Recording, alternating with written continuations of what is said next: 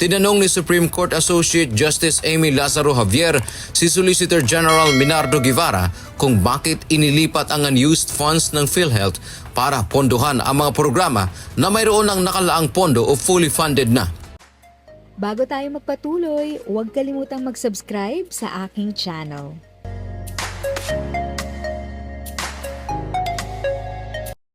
Thank you sa pag-click ng aking video. Good day po sa lahat ng mga nanonood. Sa mga bagong viewers at napadaan lang, by the way, I'm Tita Eda. Welcome to my channel. Ang channel na maghahatid sa iyo ng dagdag kaalaman tungkol sa government services, bagong mga balita at informative videos na galing sa legit na resources. Mag-subscribe na para updated ka. Kaugnay sa mga petisyon na tutol sa paglipat ng 89.9 billion pesos na pondo ng Philippine Health Insurance Corporation of PhilHealth pabalik sa National Treasury.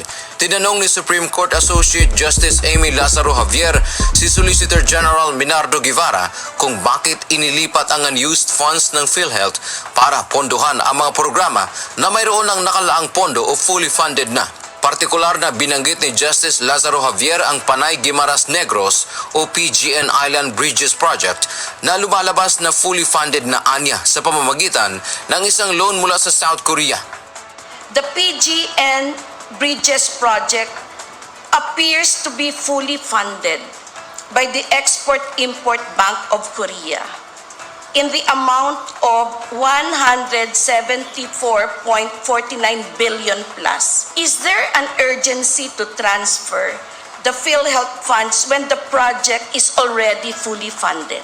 Your Honor, this is a matter really of delving into the wisdom of the legislature in allocating funds. Yes. So while funding a project that is already fully funded under the category of unprogrammed. Tinanong din ng mahistrado kung may nagastos na ba ang pamahalaan sa loan mula sa bangko sa South Korea para sa isang proyekto na hindi pa nasimulan. Has the government spent even a single centavo from that loan, considering that the project has not even started? there is nothing to spend for if the project has not even started. Muling tinanong ni Lazaro Javier si Guevara kung wala pang nagasto sa loan, bakit kailangan pang ilipat ang pondo ng PhilHealth para rito? Dagdag pa nito, nagkaroon din ng karagdagang pondo ang kaparehong proyekto noong 2022 na nagkakahalaga ng 50 million pesos at 57 million pesos noong 2023. Nangako naman ang SOLJE na aalamin nila ang detalye hinggil sa issue na ito.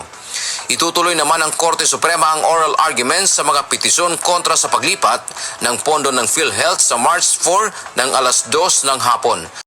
If sa tingin mo, natulungan ka ng video ko na ito, nakasave ka sa oras mo, you can click yung thanks button at any amount ay malaking help sa pag-grow ng channel ko. Yun lang po muna ang aking update.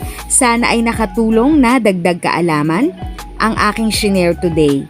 Ang goal ng aking channel ay mag-create ng awareness. Kung ganitong mga topic ang gusto mo, panoorin mo ang mga videos ko na ito.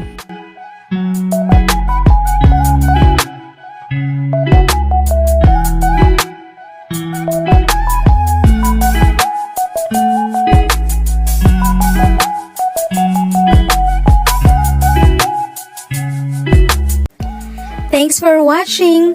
Kung may kapamilya, kaibigan o kakilala sa tingin mo ay magiging interesado sa video, please share or tag sila sa comment section. At syempre, if nagustuhan mo ang video, i-like mo na ito at subscribe ka na din.